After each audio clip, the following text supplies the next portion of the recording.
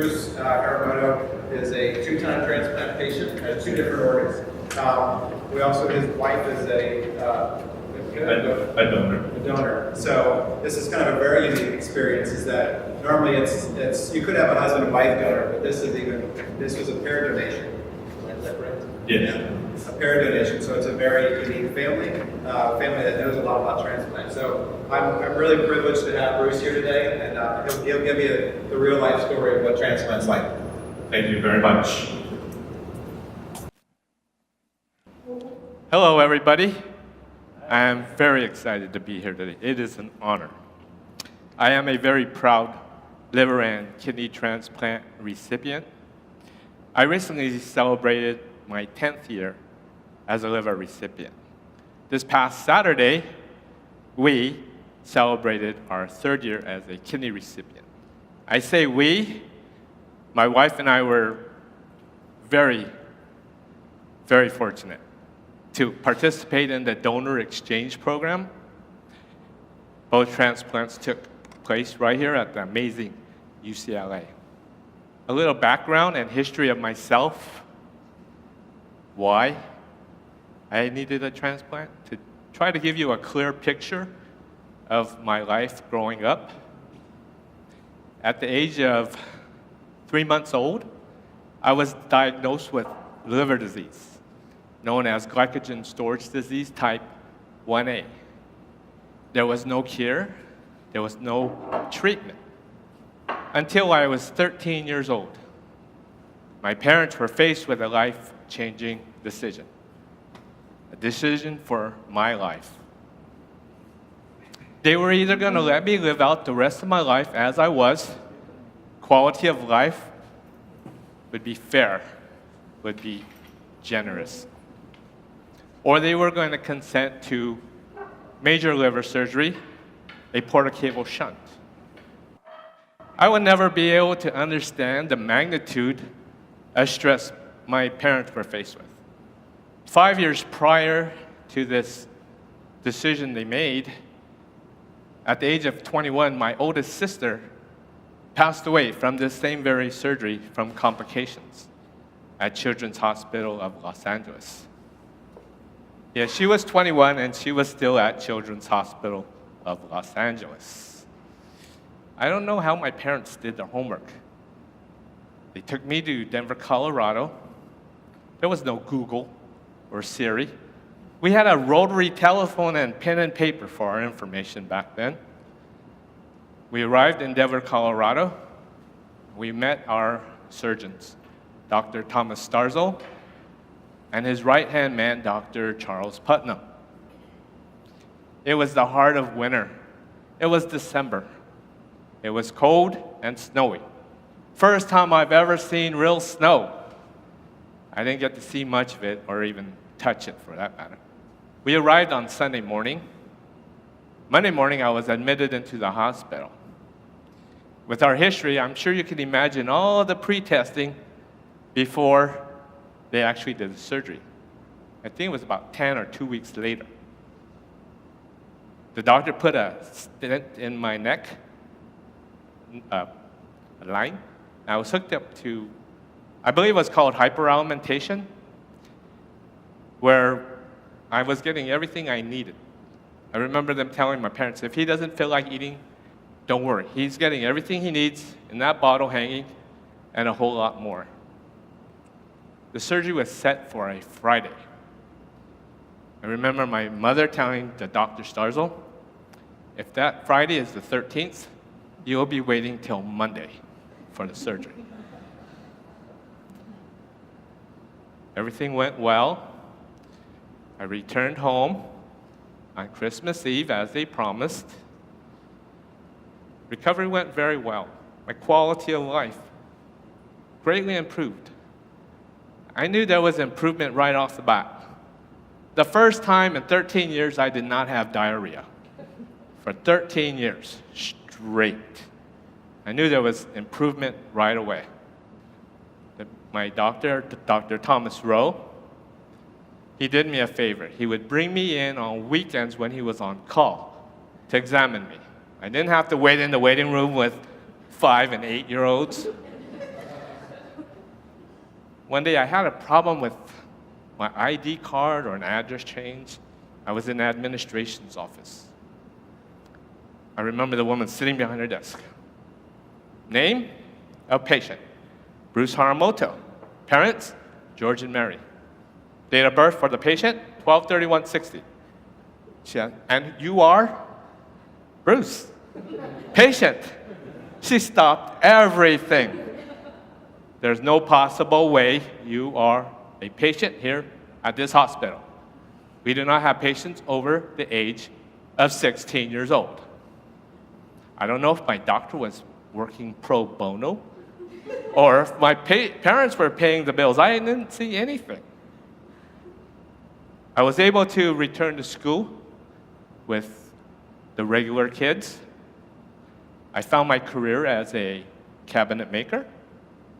I met my wonderful wife, and life was going well.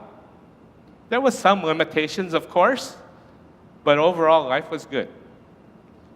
My doctor, he retired 27 years later, and he found me a doctor close by where we live in Long Beach. We have no kids. I remember my first day with the new doctor. I had a whole stack of papers to file. And he starts, he's like, he just puts it down and says, we'll start off fresh. You'll go in for a CT scan, and we'll go from there. The CT scan came back. I had a 4.5 centimeter lesion in the left side of my liver. Their biopsy came back inconclusive. I was referred here to UCLA, and I had a consult with Dr. Busatil. I remember we had to wait 3 hours for him that day. He had an emergency come up, and we were sitting there waiting for 3 hours in his office. Finally, I was examined. He takes one look at my abdomen and says, where did you get that incision? I said, Denver, Colorado, Porta Cavo Shunt. He says, who was the doctor? Dr. Thomas Sarzo. He got taken back. He is a good friend and mentor of mine. We were instantly connected, both hands of great men, fixing me up. I remember that conversation with Dr. Bustel. You do not have liver cancer now, but you will. I do not know when, but you will. This was in the year of 2000. So we'll evaluate you and get you on the transplant list. I was evaluated and I was put on the list in the year 2000.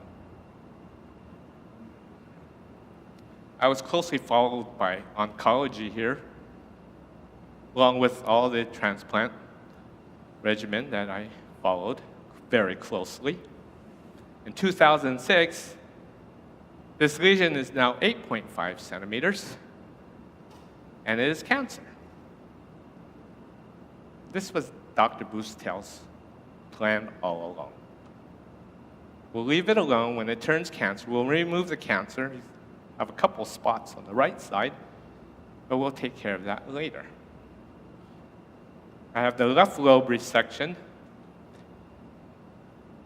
Recovery was much tougher. When you're much older than 13 years old, I was able to recover. I went back to work. In 2006, I was treated 2 more times for liver cancer with the radiofrequency ablation. 2008, February, I was liver transplanted. I was discharged after all of my teaching of how to take and when to take my medication, my nutrition. 10 days, I was at home. I was home for 5 days, and I was back in the hospital for another 5, which they told me it was very common. They have to get everything sorted out, and it's all about a numbers game. I have not been back in the hospital since for liver transplant. I was healing well. Clinically and physically, I was doing fine. Emotionally, I was struggling. I had a hard time with that. But I'm a guy. I have this under control. There's no problem. Nothing's wrong.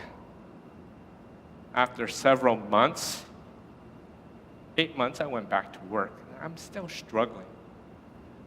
I went to support group here at UCLA after a lot of convincing from my wife. I went reluctantly, but I went. I showed up. There must have been at least 25 people in the room. I'm thinking, I'm just going to listen. Out of all these people, somebody has to have the same problem as I do. I sat back in the corner as far as I could from the facilitator. I'm looking up at the clock. We got 10 minutes to go, and I don't think they're going to get to me. Nobody had the same problem. Finally, the facilitator said, "Gentlemen in the back row, can you please stand and introduce yourself? Tell us about yourself for a little bit and what brings you here to support group." I stand up. I introduce myself as I'm staring at my feet, talking to everybody.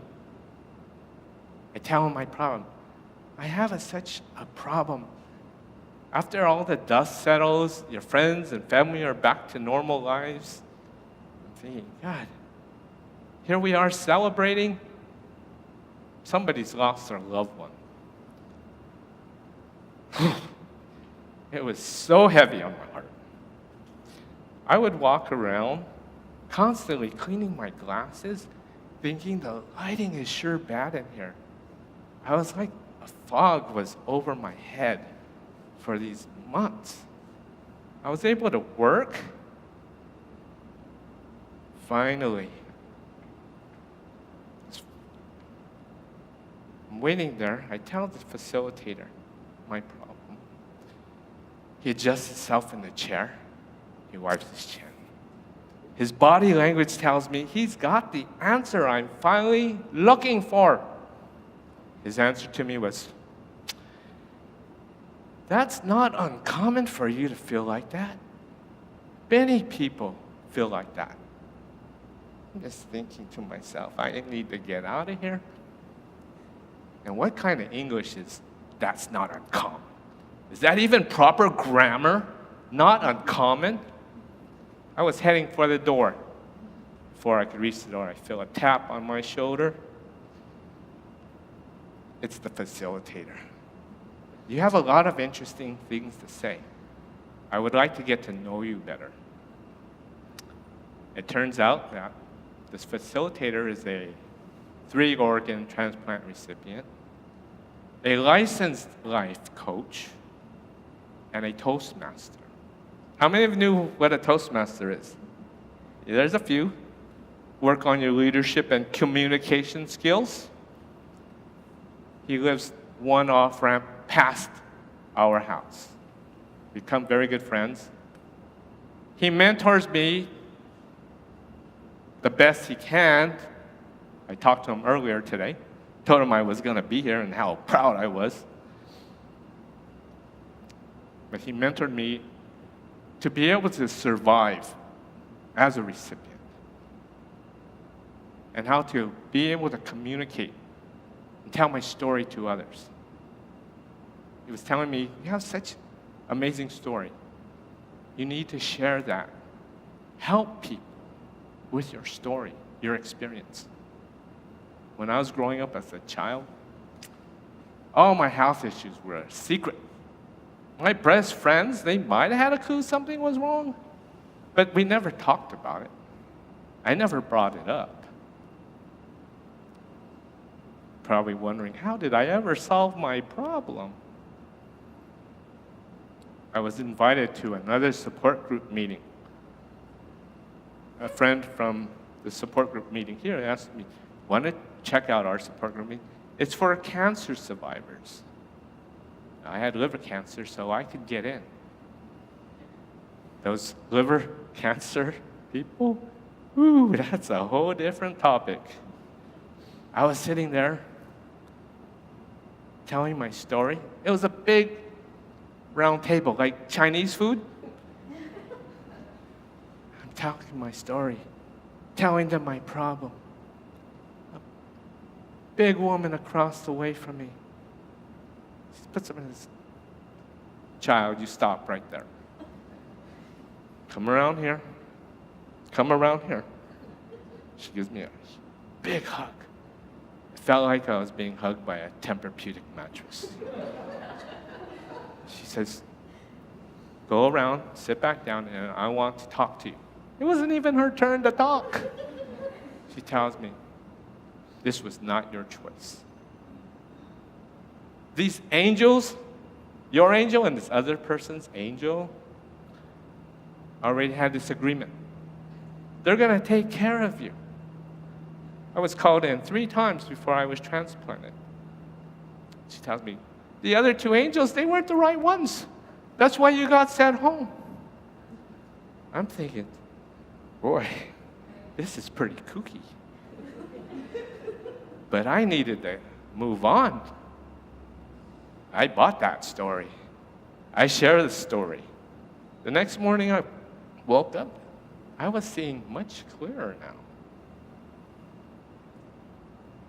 Transplant support groups. I learned that if you have a problem, find the answer, no matter what it takes. You're wondering what life is like after transplant? That's what all of you do here? Life after transplant is fantabulous. I love it. I went back to work after 8 months. Now they're telling me you could go back to work full-time, 8 months. I worked in a shop with 70 men. Oh, I was paranoid of germs. But don't go fishing for a year. I can't believe it. If I could fish, can't fish for a year, and I could go back to work, I'm fishing. That was the first and only time I have disobeyed the doctor's orders. I do my best to be compliant. I work hard on being compliant. I have no problem taking my meds twice a day, 8 o'clock and 8 o'clock. The only time I am late is on a controlled environment where I ask permission. We've traveled a lot back east. The time change was 3 hours. Go ahead and go on their time. Don't try to keep up with your time. We spent 7 trips on cycling adventure vacations back east. I've rode across Vermont up to Canada, rode in Canada around. This year will be our 8th year on the Columbia Gorge. But I think we're going to get e-bikes this time. It's pretty hilly over there. Traveling, enjoying life. I've been to Japan. That was a little hard on the meds. I was told to stay on my time. I'm taking medication at 12 a.m. and 12 p.m. I had 2 watches. I didn't know which is which. That's what transplant life is. Given me ability to go back to the things I love to do. What makes me tick?